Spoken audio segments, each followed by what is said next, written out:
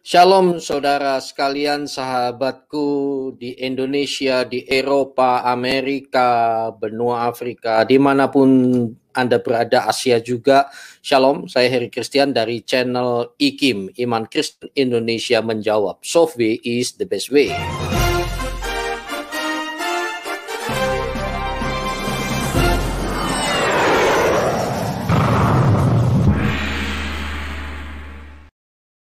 Saya tidak sendiri karena saya bersama ASKRI, Asosiasi Kristuber Indonesia. Satu iman, satu tujuan, jangan ribut, ayo bersatu, mengembangkan sayap untuk membangun NKRI dan membangun kesatuan iman, satu tujuan. Luar biasa hari ini saudara-saudara, betapa pentingnya kita memahami beragama yang benar. Orang yang beragama dengan benar semakin dekat kepada Tuhan, harusnya, dan yang saya tahu dan saya yakini dan ini benar adalah akan semakin mengasihi sesama. Jadi agama yang aneh kalau semakin mencintai Tuhannya, mempelajari kitab sucinya, apalagi kitab suci yang diyakini jatuh dari surga langsung, dari Tuhan langsung, kok hasilnya kok malah jadi barbar gitu. Itu aneh.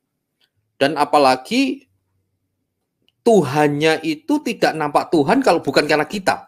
Loh, beda. Di dalam kekristenan itu kita bukan siapa-siapa kalau bukan Tuhan. Nah, kalau saya akan mundur dari Kristen kalau Tuhan saya tidak bisa berbuat apa-apa tanpa saya gitu loh. Untuk meyakinkan bahwa Tuhan saya adalah Tuhan, yaitu kalau saya lakukan ini itu gitu. Nggak membuktikan. Wah, ini luar biasa. Nah, hari ini menarik, kita akan membahas tentang agama, toleransi, dan kemanusiaan. Loh, orang menghasilkan agama itu kan katanya dari bahasa Sanskerta ya. Agama, tidak, agama, kacau, tidak kacau. Tetapi kalau hasilnya kacau, ini agama ada apa gitu. Ya ujung-ujungnya kan Tuhannya siapa. Tetapi kita tidak ngomong teologis hari ini, kita lebih bicara tentang kemanusiaan. Dan ini luar biasa karena hari ini saya didampingi sahabat saya, yaitu Susu Kuda. Shalom, Rahayu, gedebuk-gedebuk. Ya, Shalom, Rahayu, buka jus, kubrak, ulala bebe. Shalom, Rahayu, Pak Jenderal Heri Kim. Siap, Jenderal. Kalau dia gubrak, kalau saya gedebuk.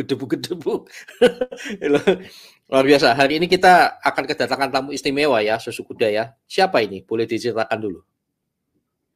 Ya, jadi ya seperti yang teman-teman lihat di judul ya, ini ada kedatangan tamu ya, bukan dari Jakarta, bukan dari Jawa, bukan dari Indonesia, tetapi dari Prancis ya, Pak Jenderal Heri Kim ya, yaitu kita kedatangan Bapak Thomas Oswald ya, yang merupakan seorang jurnalis internasional ya, wartawan internasional yang meliput berita viralnya waktu bulan April lalu ya, yang Pak Joseph Paul Jam itu ya, pertama kali diliput di situ ya, dan juga kasus penganiayaan Bapak Muhammad KC yang dianiaya dan disiksa dengan sedemikian brutalnya ya.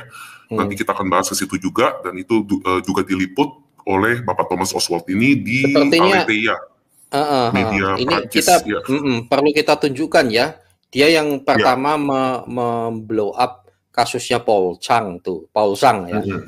Ya, waktu itu akhirnya sampai 200 negara itu juga memberikan perhatian, dan mulai MKC ini melalui ini ya, ini yang sudah dia sampaikan nih, kasus ini ya, mengenai mulai dari sini nih. Cuma perkembangan terakhirnya ini beliau belum tahu nih, nanti perlu dikasih tahu ini ya apa yang terjadi. Ya, kita perlu update detail-detail yang baru keluar. Nah, ini berita yang dia tulis. Aletheia ini yang saya dengar, ini kita minta penjelasannya langsung dari yang sononya ya. Ada IKIM Eropa nanti. Aletheia ini apa gitu ya, supaya lebih jelas. Luar biasa dari Aletheia ini sekarang sudah lebih dari 10 media asing menceritakan tentang MKC loh. Pak IKIM Eropa, halo. IKIM Eropa boleh jelaskan singkat saja tentang Aletheia ini? Ya, Aletheia ini media Katolik online internasional dalam 8 bahasa seingat saya dan dibaca oleh 20 juta orang di seluruh dunia. Pantas. Luar biasa ya. Ini terbesar kedua setelah Vatikan News yang saya tahu ya. Setahu saya. Dan di Prancis bilang yang paling populer ya. Cukup populer ya. Baik. Oke. Tidak lama-lama. Ya, sekarang kita panggil langsung ya. Saudara kita, tapi oke, susu kuda. Oke, ada Thomas Oswald. Apa kabar, Thomas? How are you, Thomas? Hi, Thomas. Bonjour. Fine. Bonjour. Nice to meet you. Fine. Nice to meet you. Okay. Should be bonsoir here. Bonsoir. Bonsoir. I feel sorry to not speak Indonesian at all. It's okay. Never mind. Oke, di sini ada langsung kita nanti ngobrol-ngobrol ya. Subi. Halo Subi. Halo. Oke. Haleluya. Passwordnya? Haleluya. Ada ahli bidat ini.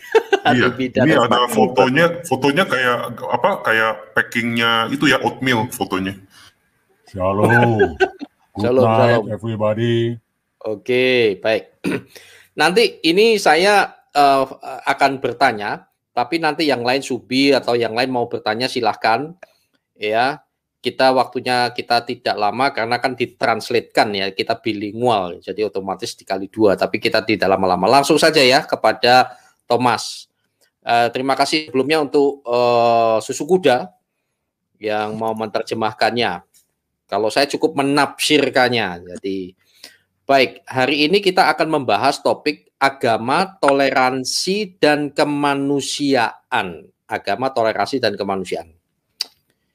Langsung kepada Thomas, saya tanyakan nih. Yang saya tahu, Anda ini banyak mempublikasikan masalah kemanusiaan di seluruh dunia melalui media Anda. Apa yang membuat Anda terpanggil? Demikian, Thomas. Silakan, Suku.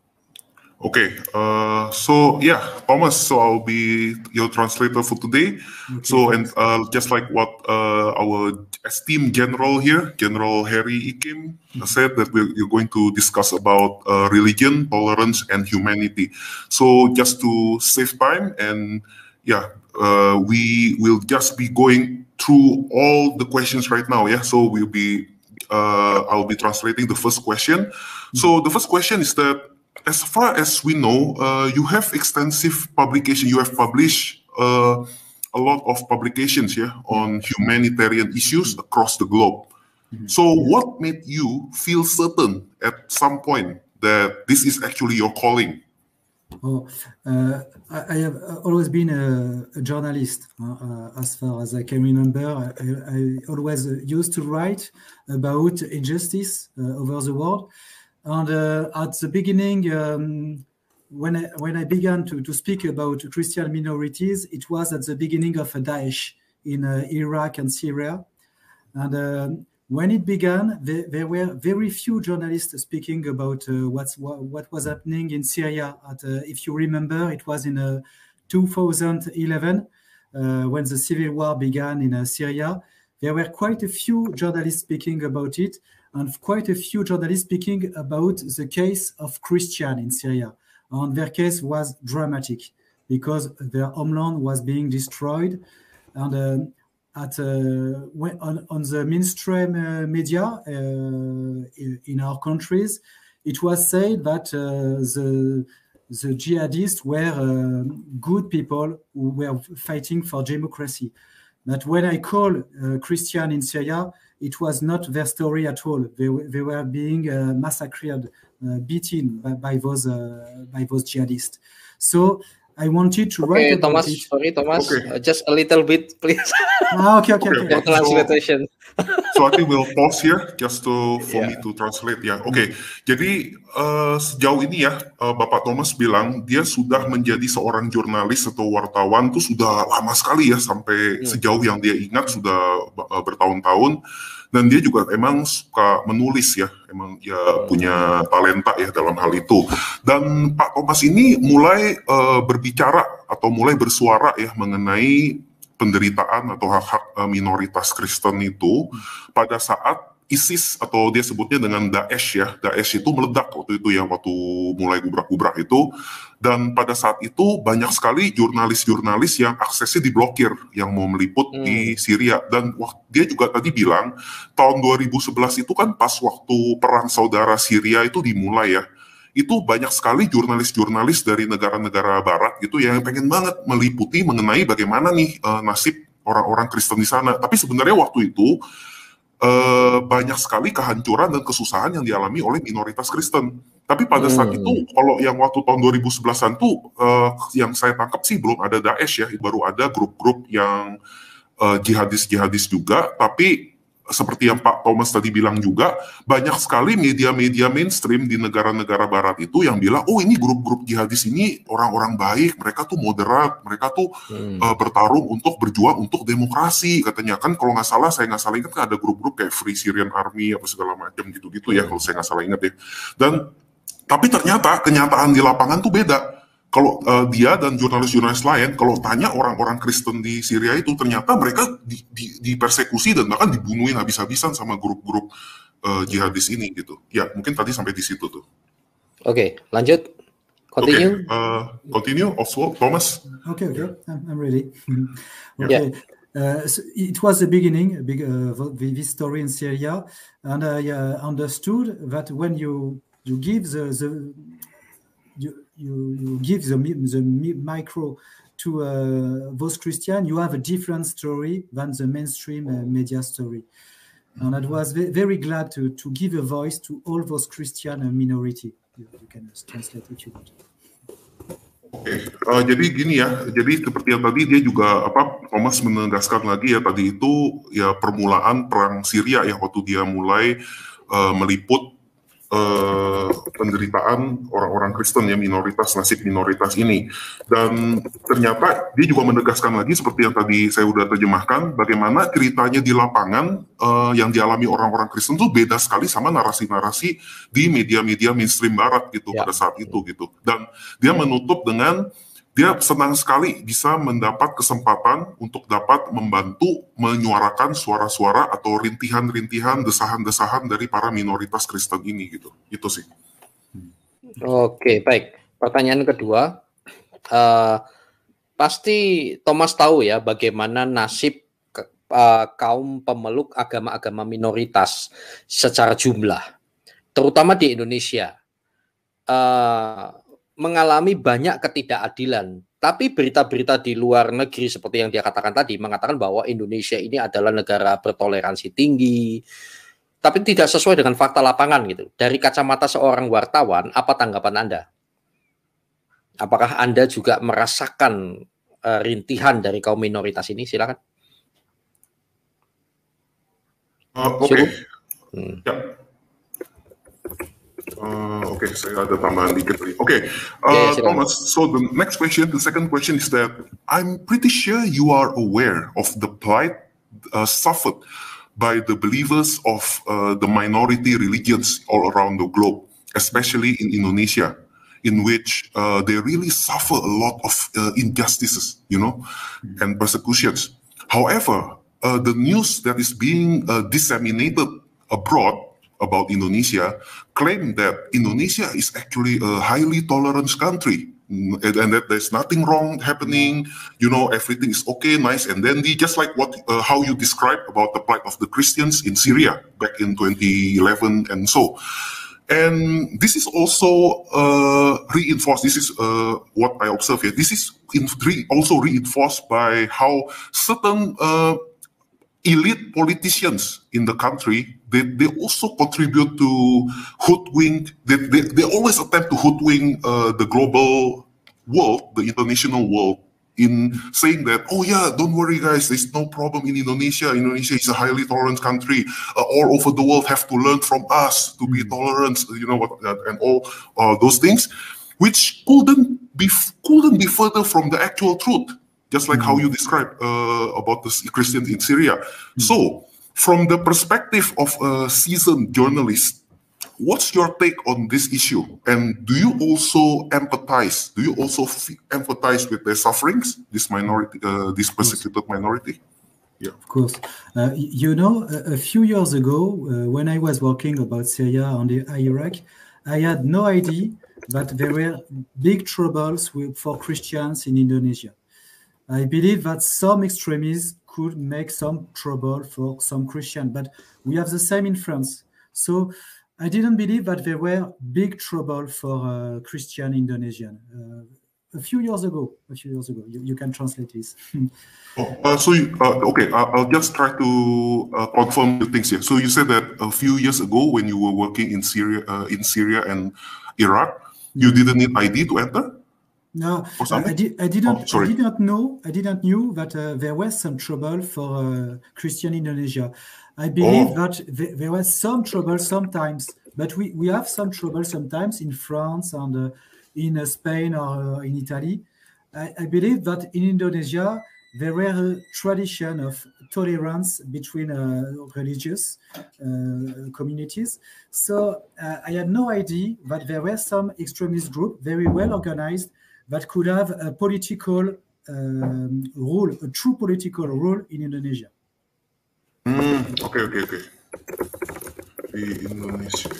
Okay, I'll just translate that part now. Okay, jadi gini, Pak Thomas tadi bilang beberapa tahun yang lalu ketika dia berkarya atau bekerja di Syria dan Irak, dia tuh benar-benar nggak tahu loh ada masalah yang dialami orang-orang Kristen di Indonesia, adanya persekusi dan perlakuan tidak adil gitu ya. Kesannya dia itu bahwa di Indonesia itu ya seperti yang narasi-narasi yang kita dengar ya dari tokoh-tokoh politik tertentu ya, bahwa Indonesia itu kesannya sangat toleran, hubungan antar beragama itu baik-baik saja, tidak ada masalah sama sekali. Dia Pak Thomas benar-benar nggak ada kebayang gitu ya, ada grup-grup radikal di Indonesia bahkan yang bermuatan politik gitu ya, yang bermuatan politik dan beragenda politik juga. Ya. Dia mulai tahu dari mana? Mulai tahu ada. Thomas, when was the exact point that, because you said that you had no idea there's such radical group with political tendencies and things like that, yeah? So what was the turning point? What was the exact point that you found out about this? It was 2 years ago when I began to work for the NGO Aid to the Church in Need. I'm working for them half-time, and we are editing this magazine. You know, there's an article about Indonesia edit, and I don't know if you can see it properly. This association works for Christian minorities all around the world. So we add some information about Africa, about Venezuela, Cuba, those countries where there is some trouble for Christian. I had no idea of this before. And it's the same for Indonesia. In Indonesia, it's escalating very quickly, very fast. Yeah. Oke, jadi begini, dia baru tahunya adanya masalah-masalah yang dialami oleh orang Kristen ya, persekusi dan sebagainya itu sekitar 2 tahun yang lalu, ketika dia mulai kerja di sebuah NGO ya, dan juga waktu dia edit majalah yang dia tunjukin tadi itu, yang kalau kan tadi ada judulnya dalam bahasa Prancis ya, L'Église itu artinya gereja ya, gereja itu artinya, jadi itu adalah majalah Kristen ya. Majalah NGO itu adalah sebuah yang dipunyai oleh sebuah asosiasi yang bekerja memperjuangkan hak-hak Kristen minoritas di seluruh dunia. Dan di situ tuh ada info-info banyak mengenai negara-negara misalnya di Kuba, Venezuela, Afrika, dan sebagainya gitu ya. Dan di situ ada satu artikel, tadi dia tunjukin juga ya, tapi mungkin nggak kebaca, artikel mengenai Indonesia di situ, meliput mengenai orang-orang Kristen di Indonesia. Dan dia setelah itu, dia juga mengetahui bahwa situasi di Indonesia itu mengenai ketidakadilan dan persekusi itu, situasinya benar-benar mengeskalasi atau memburuk dengan sangat cepat sekali. Gitu, itu kesan yang dia sebutkan tadi. Ya. Ya, anything else, Thomas? Okay. Okay. Now, just about our last article about Indonesia, we are saying to our readers that there used to be a tolerant culture in Indonesia. the Islam of Indonesia wasn't the same than it is in Arabic countries, but it is quite a past issue. You don't have such a tolerant Islam right now. You have too much extremists trying to make an Arabic Islam in Indonesia now. Okay, so you're saying that from what you gathered, Islam in Indonesia is not identical, just like in the Middle East. Yeah, is very tolerant and things like that. But however, now there are a lot of extremist groups that are trying to show off a certain ideology. Yeah. Okay. You have some Arabic costumes that comes to Indonesia. Yeah. Baik. Okay, I'll translate it now. Jadi dia mempunyai kesan bahwa dari artikel-artikel yang dia baca dan apa yang dia pelajari, bahwa Islam di Indonesia itu sebenarnya tidak sama seperti brand Islam yang di Timur Tengah gitu ya. Jadi di Indonesia itu agama Islam itu adalah lebih moderat, toleran dan sebagainya ya, seperti yang kita tahu dari zaman dulu ya, beberapa puluh tahun yang lalu masih kelihatan ya, seperti teman-teman udah suka bilang. Tapi dia melihat bahwa belakangan ini ternyata banyak banget grup-grup ekstremis yang dia sebut grup-grup ekstremis yang benar-benar ingin mendorong atau mengaplikasikan ideologi Islam yang lebih ekstrim seperti di Timur Tengah gitu ya, fundamentalis. Dan dia juga mencatat juga bahwa banyak sekali atribut-atribut pakaian-pakaian yang nuansanya ke Arab-Araban tuh makin lama makin banyak sekali di Indonesia, dia bilang gitu. Ya, seperti itu. Oke. Baik, ini ada pertanyaan yang penting sekali. Apakah saya tidak tahu setelah Thomas memberitakan di Aletheia masalah MKC waktu lalu kan hanya soal penangkapan saja ya, tidak prosedural. Nah saat ini Thomas, agama seharusnya mengupgrade orang semakin beradab, tetapi sebaliknya ada kelompok-kelompok pemabuk agama yang justru merubah menjadi tidak manusiawi, berdalih membela Tuhannya, menghalalkan darah sesama manusia dan lain-lain. Nah contoh konkretnya kan itu ISIS ya, dan sejenisnya. Bukti nyata lagi yang dekat adalah yang dialami MKC, Pak Muhammad KC. Diperlakukan tidak manusiawi dengan alasan membela agama. Seorang jenderal polisi korup bernama Napoleon bersama komandan Laskar Jihad yang terpidana juga menganiaya dengan sadis MKC. Bukan hanya melumuri mukanya dengan tinja ya, fesis, tetapi juga memaksa MKC memakan kotoran manusia, tinja alias tai. Apakah Anda sudah tahu, Thomas, dan apa tanggapan Anda? Silakan, Pak.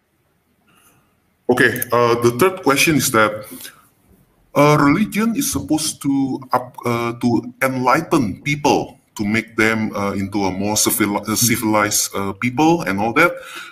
In contrast, however, religion has made certain groups out there in their frenetic religious frenzy into feral savages under the pretext of defending the honor of their God. These people actually religiously legalize murdering their fellow human beings and so on and so forth. A concrete example of this is, of course, Daesh, ISIS, and other similar groups, just like you are well aware, I'm pretty sure, Thomas. So a real example is what our dear friend and brother, Mr. Muhammad Kake, experienced, in which you have already covered in Aletheia, albeit there are more details that have emerged recently. So basically, on the first day in police detention, he was treated in the most inhuman way possible. Under the pretext of defending the honor of his religion, there was this corrupt, high-ranking police officer, an inspector general, a corrupt, I have to add, a corrupt inspector general, ironically named Napoleon Bonaparte, ironically named, alongside a fellow detainee, who is a commander of a jihadi group, as well as several other detainees. And they sadistically tortured Mr. Muhammad Kake. Not only they beat him up to a pulp until he lost consciousness, and then they woke him up, beat him up senseless again, and not only they smeared his body and face with feces. Actually, there was another gruesome detail that has recently emerged, in which these perpetrators actually pinned him down, stomped his hands and feet on the ground, and then they covered his eyes, and then they forcibly opened his mouth and shoved the feces down his throat. And they refused to ever stop until they made sure Mr. Muhammad Kacke has swallowed and eaten the feces. So yeah, are you aware of these horrific details? And what's your take on all of this? Okay. I am, excuse me. Yeah. Can you imagine about that? Okay, I am aware of those details, but it's only because of you, because I have been told by a Christian Indonesian, you have not a letter of it coming to the mainstream media in Europe. Because of you, I know about it, and that's why I wrote those articles. You wanted to say something more? To ask something? No, no, we are just trying to ask, are you aware of this extra detail about how he was being pinned down, he was forced to swallow the excrement, and what's your opinion or your take on all this, basically, on all this? Yeah. My opinion, those people have a totalitarist vision of a religion or of their country. They mixed nationalism and religion. And in their mind, Indonesia is Islamic, and there's no room for other religion, other community. That's the first step. The second step is that the devil, Satan, and all the demons can go when some people are hungry. The devil goes into them and make them do things awful, things we used to say in a journal, in a media, it's inhuman. That's true, it's inhuman, but it's more than inhuman. It's demonic. It's from the devil. Okay, I will translate this part ya. Jadi detail-detail yang barusan kita sebut itu, terutama ekstra detail yang baru keluar itu, dia hanya bisa tahu ini karena dikasih tahu oleh kita-kita ini gitu ya, para Kristen-Kristen di Indonesia. Media-media mainstream di Eropa tuh nggak pernah meliput mengenai hal ini gitu, apalagi detail-detail ini katanya gitu. Dan menurut dia ya, kalau menurut dia dari kesan-kesan dia mengenai dari kejadian ini, orang-orang yang menganiaya Bapak Muhammad Kacke itu mempunyai pandangan yang benar-benar totalitas ya mengenai agama atau keyakinan mereka gitu. Dan di kepala mereka prioritas utama itu ideologi keyakinan mereka gitu. Bahkan mereka menurut Pak Thomas ya, mereka tuh menganggap bahwa ya negara Indonesia itu mereka anggap udah dalam peraturan syariat keyakinan mereka gitu. Jadi bukan soal nasionalis dan agama itu mereka udah lebur jadi satu lah gitu. Tadi Pak Thomas ada jemput juga. Dan menurut dia, tadi dia mungkin teman-teman nangkep ya ada istilah demonik dan sebagainya ya. Karena orang-orang yang menganiaya Pak Muhammad Kacke ini tuh udah saking dibutakannya ya sedemikian rupa oleh kemarahan, saking gilanya tuh seakan-akan tuh seperti iblis yang udah merasuki mereka menurut Pak Thomas gitu ya. Dan ini kita sebutnya kan tidak manusiawi, itu kata-kata yang kita sebut ya kalau dalam bahasa Koreanya inhuman. Ya benar dia bilang inhuman karena itu hanya iblis atau demonik atau demon gitu ya, iblis atau the demit lah gitu kita sebutnya ya, yang benar-benar bisa menginspirasi atau manusia untuk melakukan hal-hal yang dilakukan kepada Pak MKC itu. Ya. Ya. Pak Heri Kim itu di mute. Oke, dari rekan-rekan di room ini barangkali ada pertanyaan atau disampaikan. Subi, silakan. Yes, bisa MKC di Indonesia. Tapi begini Pak, kita bilingual, jadi setelah Anda bahasa Inggris langsung terjemahkan langsung ya. Ya, oke. Silakan. The other cases, we have a lot of problem with the persecution among the Christian. Let's say they always mocking up the churches we need to pay for some group for safety deposit. Yeah, if we didn't give them money, the security will be at risk. Yeah, so my church paying them monthly quite a lot of money, because if not, we pay, they will, persecute our church, the people, the fathers, the pastors. So it's happened a lot in Indonesia like that. And second, if we are a Christian in here, it's very difficult to get a job in government. It's very, very difficult, because the group in the government officer is mainly, they say 40% of them is fundamentalist, Islamist fundamentalist. So it's very difficult to getting a job in government in Indonesia like that now. So I think need to speak up to the world what is really going on in Indonesia and what is really happened. You cannot find this in magazine or in newspaper in here, because they never told about the story.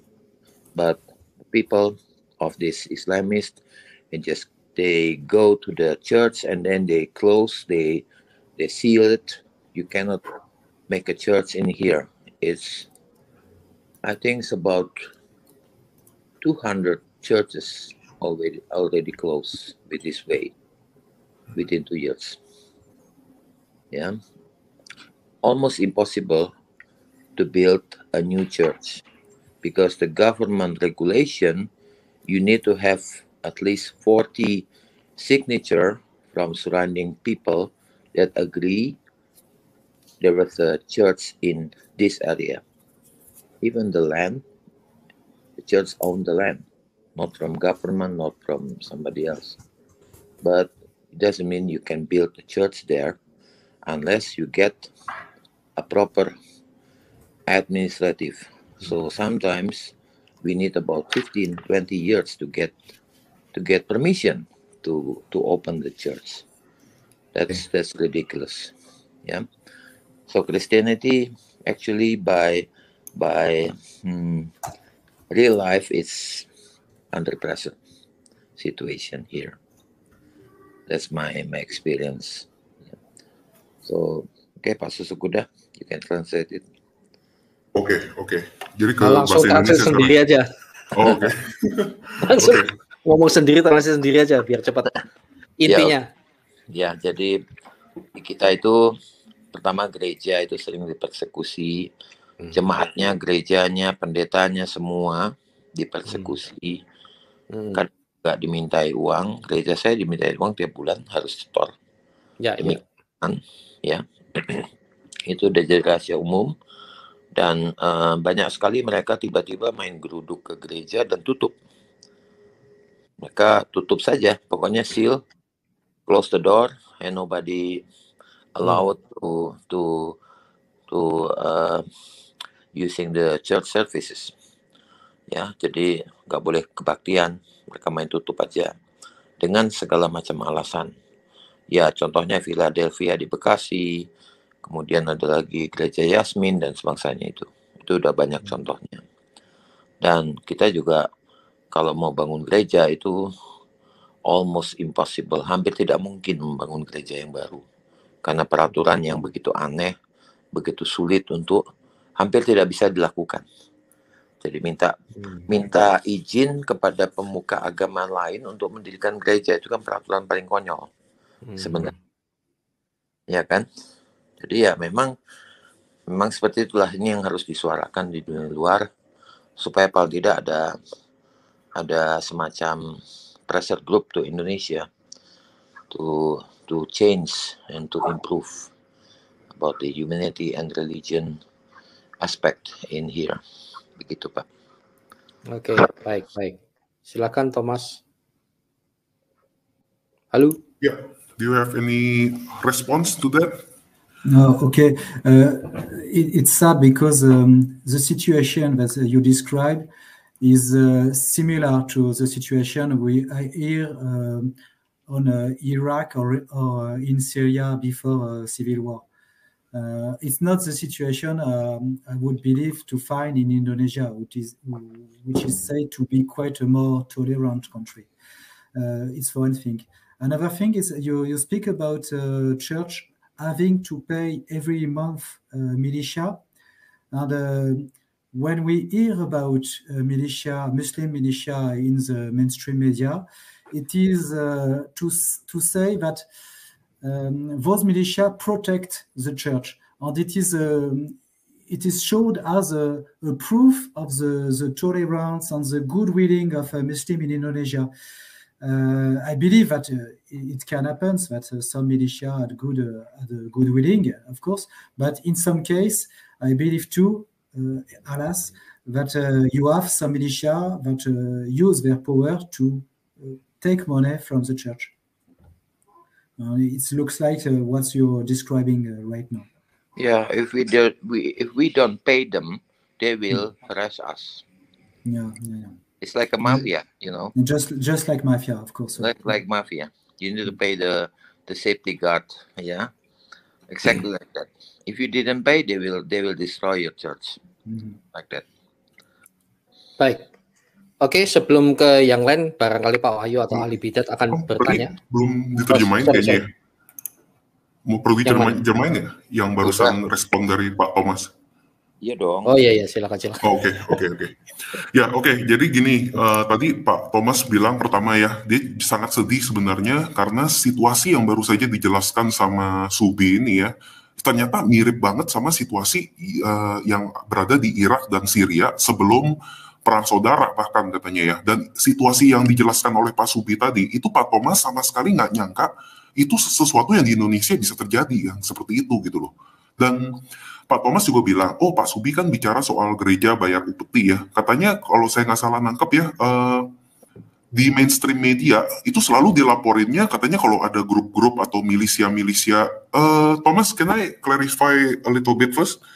When you say that in the mainstream media, they say that there are militias being reported in the mainstream media who are supposedly protecting the church because of goodwill and all that.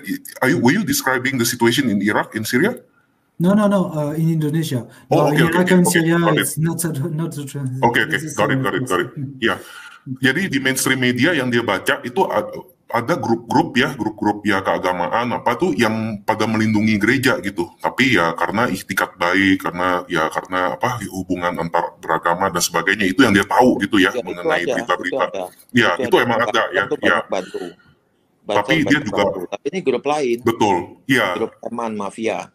Begitu ya. Ya, jadi tapi dia juga tahu ya pasti ada lah ya grup-grup juga yang menggunakan kekuatan mereka dan meminta upeti yang seperti Pak Subi bilang ya. Dan tadi Pak Subi kan ada respon juga sedikit katanya ya itu kalau misalnya grup-grup yang fundamentalis itu kalau misalnya gereja pada nggak bayar ya itu mereka kelakuannya seperti mafia gitu ya. Ini seperti uang keamanan, gerejanya akan diobrak-abrik jika gereja nggak bayar ke grup-grup ini gitu.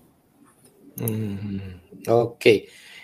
Ini kita kasih kesempatan ya salah satu ini Pak luar biasa buat Mr. Thomas turut memberikan aspirasinya agar Indonesia sadar benar ditegakkan hukum. Silakan translate untuk dia.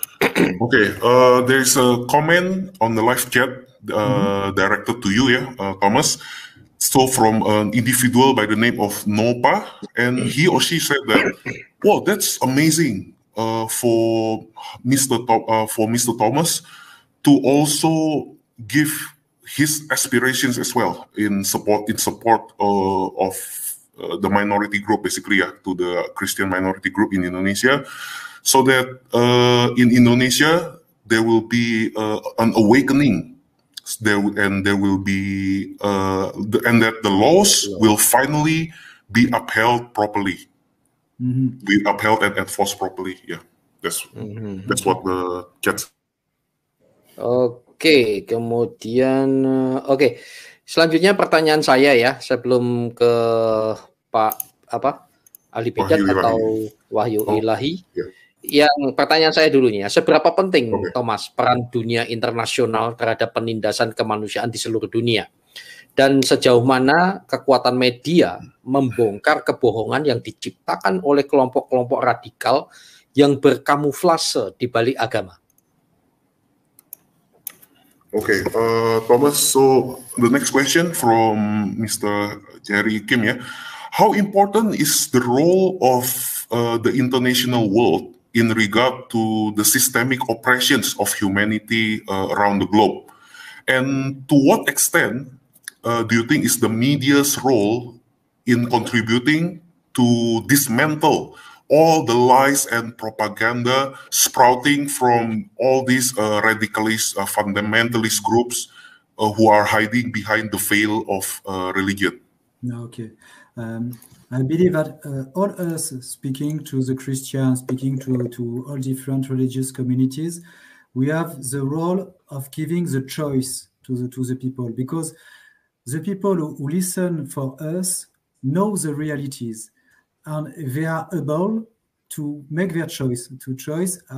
Am I going to choose to follow my conscience? If you have no information, you do in reality, you do not have the choice. Our role as a journalist is to give all the information so people can make their choice by themselves. But the choice of being a good human being, of stop discriminating Christian, is the choice of every Indonesian people. It's not. We cannot do it for them. We are just giving them the information on the faculty to make the good choice. Ya, translate. Okay. Jadi gini ya, sebenarnya kalau peran dari media itu ya, itu hanya memberikan opsi atau pilihan kepada orang-orang yang mendengarkan atau mengkonsumsi informasi yang mereka laporkan gitu. Jadi ada pilihan, kita ini seperti ada free will ya, seperti ada kebebasan berkehendak ya, kita dianugerahi oleh itu. Jadi kita ada pilihan untuk mengikuti kesadaran kita gitu ya, sesuai dengan yang tadi ya, kehendak bebas yang kita dianugerahi itu.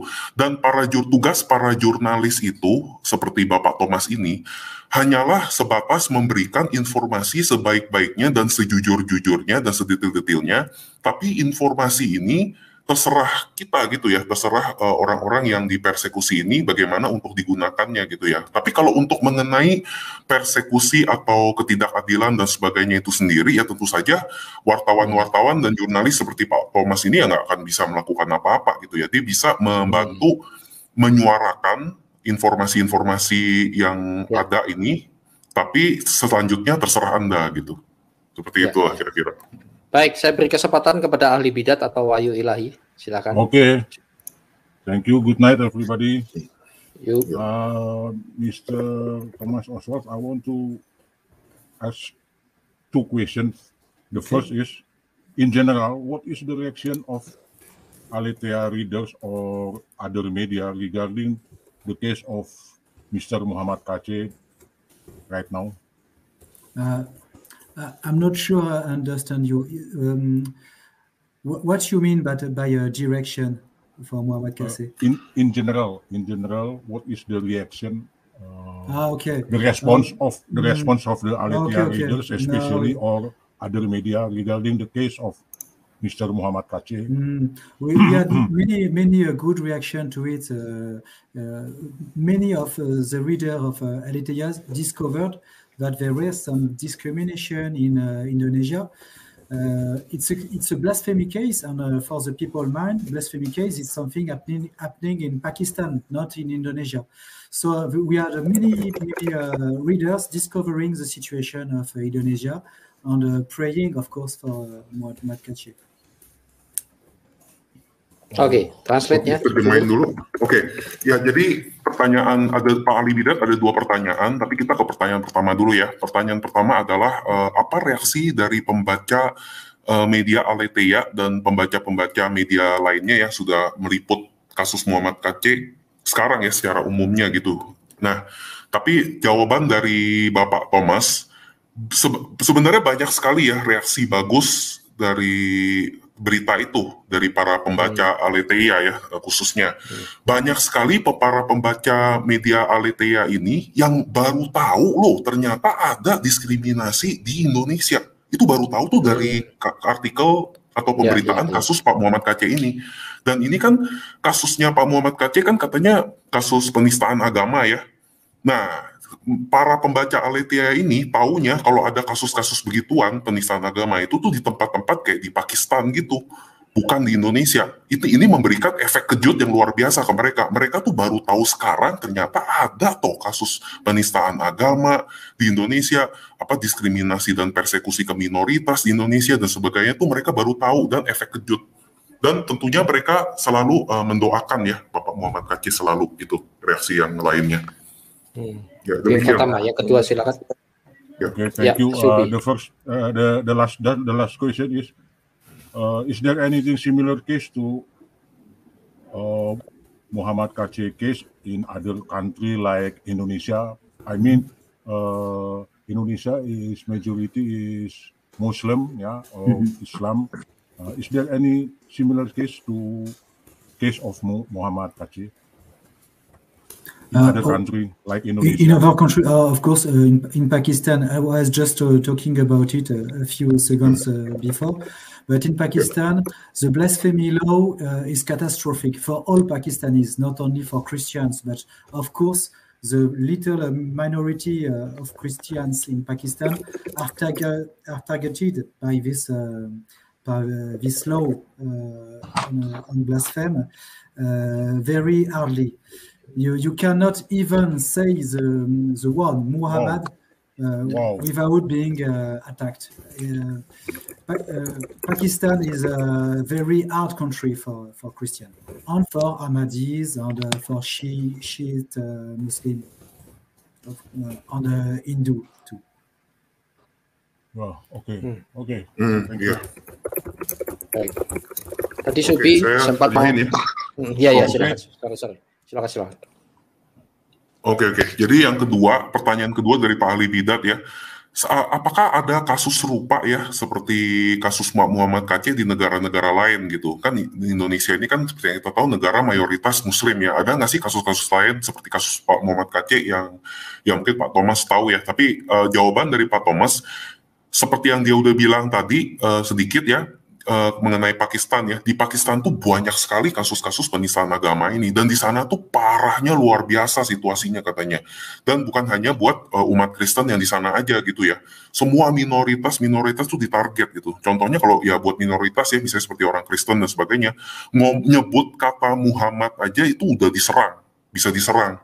Dan bahkan ya udah lebih bisa meregang nyawa kali ya. Dan Pakistan itu dia tambahkan sangat tidak aman buat minoritas semuanya ya, bukan hanya orang Kristen aja tapi juga orang-orang seperti Syiah, Ahmadiyah dan juga tentunya orang-orang Hindu. Ya, seperti itu. Okay, thank you Mr. Oswald, Mr. Susukuda. With pleasure. Ya. Silakan barangkali Pak Wahyu Ilahi ada yang mau disampaikan. Ya, saya mau bertanya ya, sejauh mana pandangan Mr. Thomas tentang keadaan di Indonesia jika ini berlanjut? Apakah mungkin kita Indonesia ini akan menjadi perang saudara? Itu aja.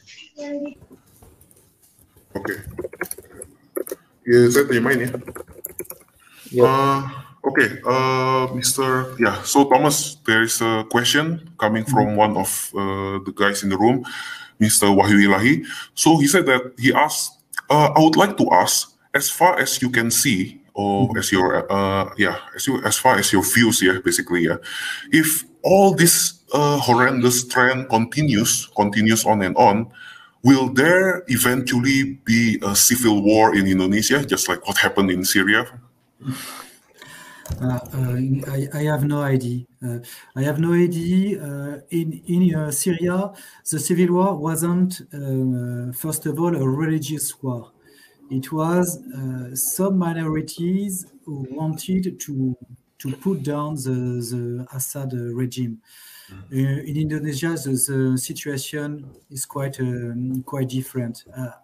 I don't see a civil war for tomorrow, but I don't know Indonesia enough to have a good advice about it. Oke. Jadi menurut Pak Thomas ya dia nggak bisa jawab sih itu ya, dia juga nggak tahu ya, karena kan dia tambahkan kalau di Syria perang saudara yang terjadi itu sebenarnya bukan perang agama, dia bilang ya, itu ada grup-grup ya yang mengupayakan untuk mengkudeta rezim dari Bashar al-Assad ya di sana gitu. Tapi kalau untuk mengenai Indonesia, dia sih ya nggak tahu ya apakah besok akan terjadi apa dan sebagainya, dan dia juga nggak punya info cukup mumpuni untuk mengenai Indonesia untuk menganalisa hal itu. Itu sih jawabannya.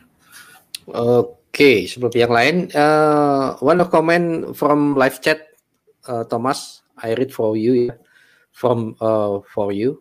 Please, Mr. Thomas, help us with the news that we are minorities in Indonesia who are still being treated unfairly. Ya. Jadi ini ada pertanyaan ya, tolong Thomas bantu kami untuk memberitakan bahwa kami yang ada di minoritas Indonesia ini diperlakukan tidak adil.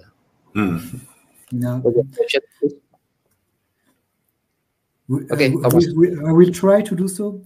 Be sure I will try to do so. As soon as I see a new situation where minorities have been threatened by such violence, I'm writing about it. That's all I can do. Saya terjemahin. Ya, jadi tanggapan dari Pak Thomas ya, dia tentu saja dia berjanji ya akan berusaha semaksimal mungkin untuk membantu menyuarakan dan memberitakan. Pokoknya begitu ada situasi baru ya yang muncul ya, ada minoritas di Indonesia yang ya kalau saya boleh sebut dizolimi ya atau diskriminasi, dia akan segera tulis dan bantu suarakan. Itu hanya itu yang dia bisa lakukan. Oke, baik. Sekarang pertanyaan terakhir saya, my last question, Thomas. Apa pesan Anda untuk kelompok minoritas yang banyak ditekan dengan ketakutan terhadap ulah mayoritas intoleran ya, mayoritas intoleran?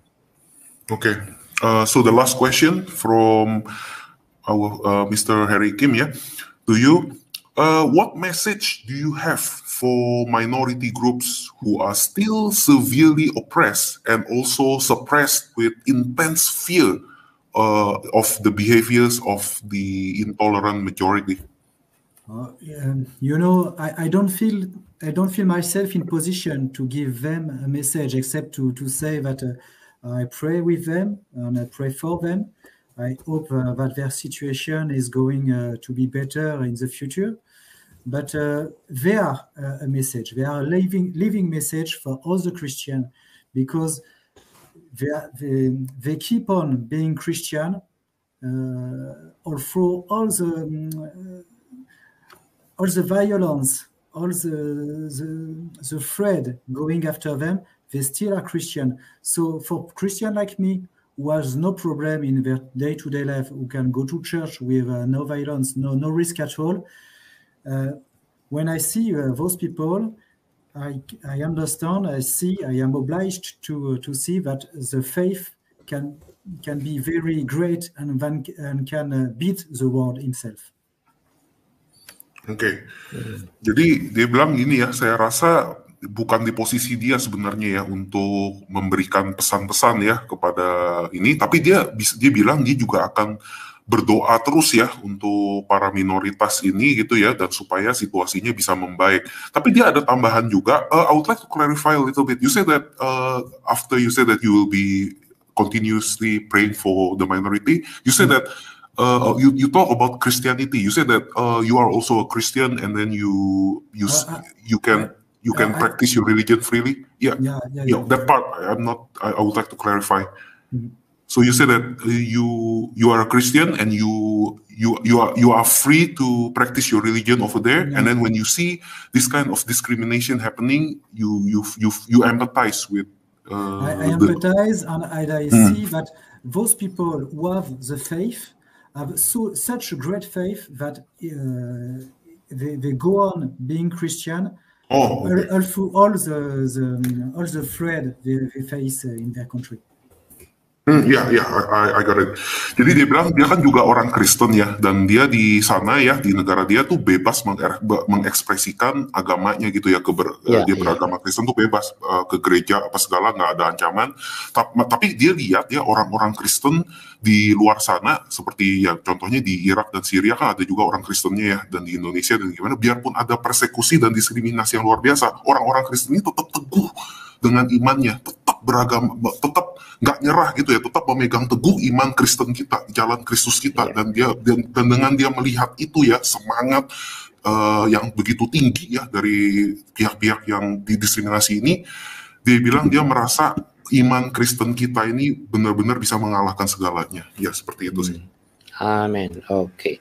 Baik, bagian terakhir, ya silakan. Sebagian lagi. Mr. Thomas Oswald, my last question: is there any possibility to take the case of Pak Muhammad Kc to the International Court of Justice?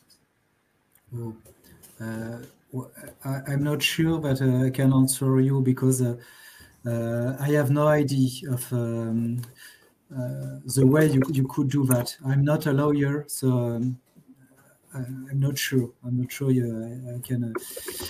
You have to have some proof to bring it and bring them to the court, but I don't know more than you about those topic. Oke. Jadi saya terjemahin ya. Jadi ada pertanyaan last minute nih dari Pak Ali Bidat ya. Jadi katanya apakah ada kemungkinan untuk bawa kasus Pak Muhammad Kc ini ke Mahkamah Internasional? Pak Thomas jawab, ya dia sih juga nggak bisa jawab ya, dia juga nggak gitu tahu mekanismenya, dan dia juga bilang bahwa dia bukan seorang pengacara ya, jadi dia benar-benar nggak yakin. Tapi setahu dia sih ya harus ada bukti-bukti yang harus dipunyai ya untuk bawa ke Mahkamah Internasional. Tapi sekali lagi Pak Thomas tekankan dia nggak gitu tahu mekanisme detailnya mengenai itu. Oke, thank you. Oke, baik. Sekarang add something. Oke, silakan, Subi. Okay, Mr. Thomas, I know there are several people in here who has badly persecuted because religion, and now they are seeking some asylum. Maybe you can speak up about this in your country to help them. A few people badly persecuted in here regarding they are Christian and they are persecuted heavily by radicalists or fundamentalist Islamists.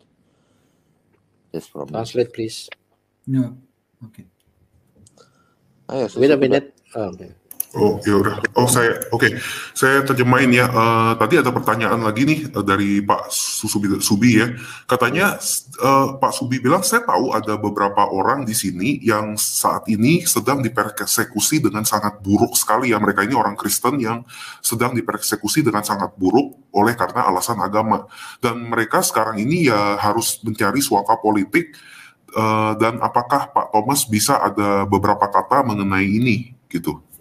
Dan juga mencari suaka politik di negara Pak Thomas gitu.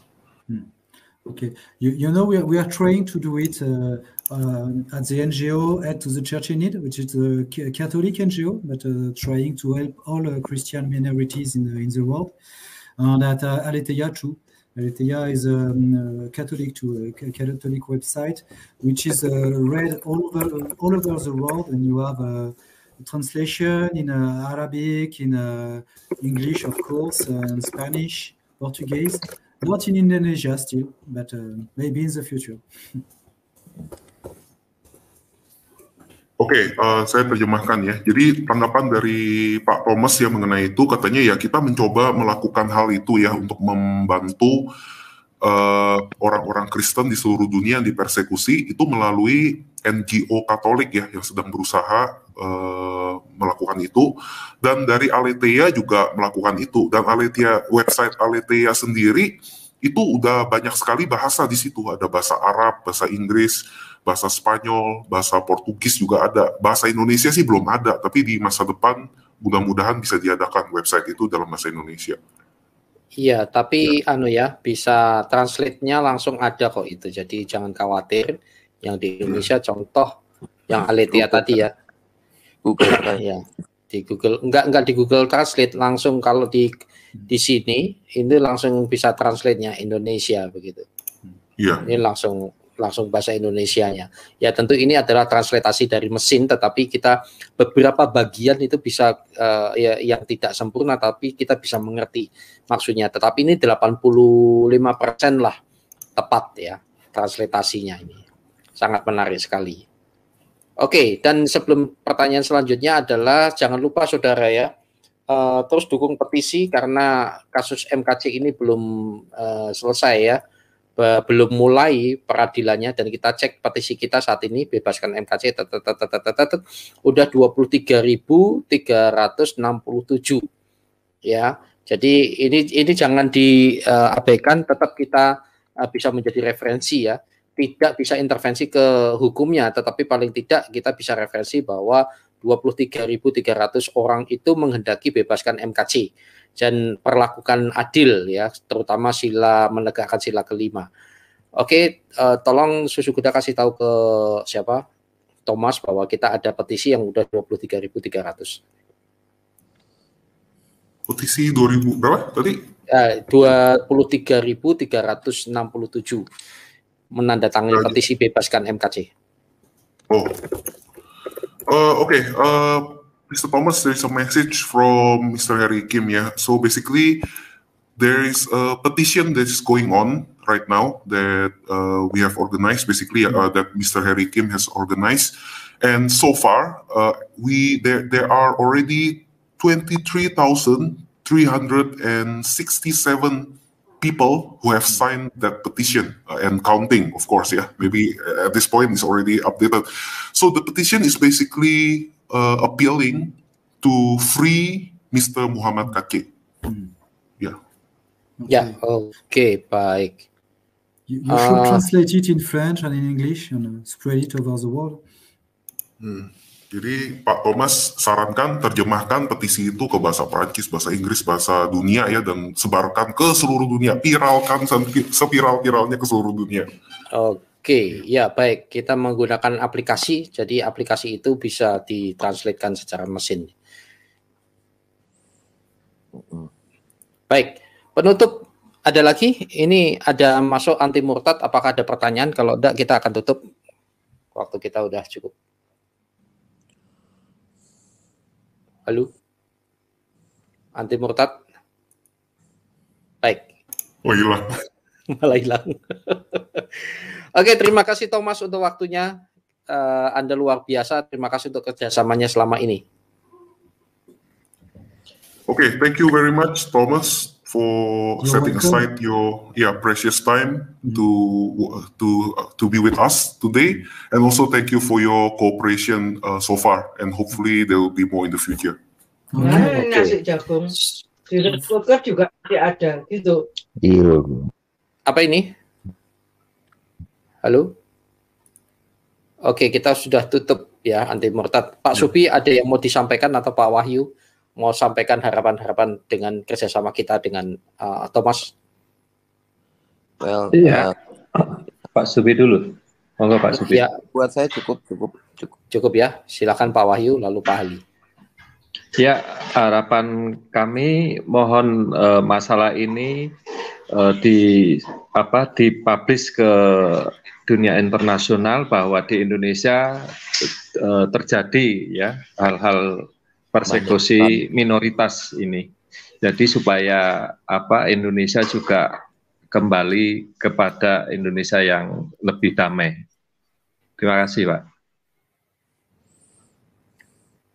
Okay, I will translate that last part. So for Mr. Wahyu Ilahi, so he said that we really hope that this issue will be spread as far and wide globally as possible. That in Indonesia there are plenty of incidences of discrimination and persecution towards the minority. So, and he also hopes that when the news gets out all over the place, all over the world, Indonesia will return to the original state of Indonesia with peace, justice, and security for everybody. Yeah.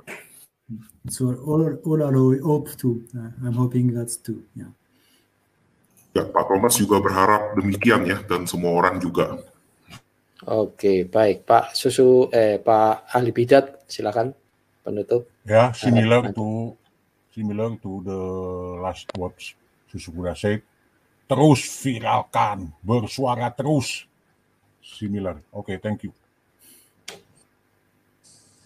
Yeah, so the closing statement from Mr. Ali Bidat, he said that, continue to voice out. Basically, we have to continue to voice out, and with your help, of course, as far as the international world is concerned, and also to get this kind of news as viral as possible all over the world, all over the galaxy, and as far as possible. Oke, terima kasih untuk semuanya, untuk waktunya. Ada yang mau disampaikan oleh siapa? Oke, ini IKIM Eropa malah lu belum. Oh, lagi bermasalah ya. Oke. Baik. Silakan. Apa harapan dan dorongan motivasi Anda, Thomas, untuk Indonesia, terutama kami para Kristuber ini? Okay, there's a statement just now from Mr. Harry Kim. What's your inspiration, and is there any inspiration or motivation that you could give for Indonesia, especially for Christubers like us who are struggling to really voice out in the face of all this injustice and discrimination? Yeah, by inspiration, you mean some people who can inspire you, or something else? Maksudnya Pak Harry Kim, dia maksudnya suruh rekomendasikan orang-orang. Bukan. Motivasi apa dorongan Anda, motivasi Anda untuk para Kristuber ini menghadapi hal-hal gitu ya. Ya. Okay. Maybe your words of encouragement, inspirational words of encouragement. Yes, in our to aid us in our struggle. Yeah, basically as Christubers. Yeah. Just you're not alone. We are numerous Christians around the world, and many Christians are praying for those who are afraid because of their faith. We are praying for you in France, where we have the chance to live our faith without any fear, and we are thinking of you and taking information of what's happening to you. Okay. What's the last part again? Oh, we are taking information of what's happening to you. Yeah. From WhatsApp. Oke. Jadi Anda bukan sendirian katanya ya. Banyak sekali orang-orang Kristen di seluruh dunia, dan banyak sekali orang Kristen di seluruh dunia yang berdoa untuk satu sama lain dan saling menguatkan, dan juga saling memberikan informasi-informasi juga ya kalau ada persekusi dan sebagainya gitu. Baik. Thank you, Thomas. Dan di sini di last minute ini, tapi kita kasih kesempatan ya karena penting sekali. Ini Indonesia Raya. Mungkin ada mau disampaikan Pak sebelum kita tutup. Indonesia Raya. Indonesia. Oke. Beliau memang lagi sibuk ada di ruang ini ya, pertemuan. Thank you Thomas untuk semuanya. God bless you. Baik. Baik. Saya akan bonjour. Bonjour. Ya, ini susah ini lidah saya. Oke, sahabat sekalian, terima kasih untuk kebersamaannya. Terus berdoa untuk Indonesia. Ayo kita bersatu hati untuk menegakkan NKRI ini bagi kemuliaan Tuhan. Dan saya Harry Christian dari channel IKIM, Iman Kristen Indonesia menjawab, soft way is the best way.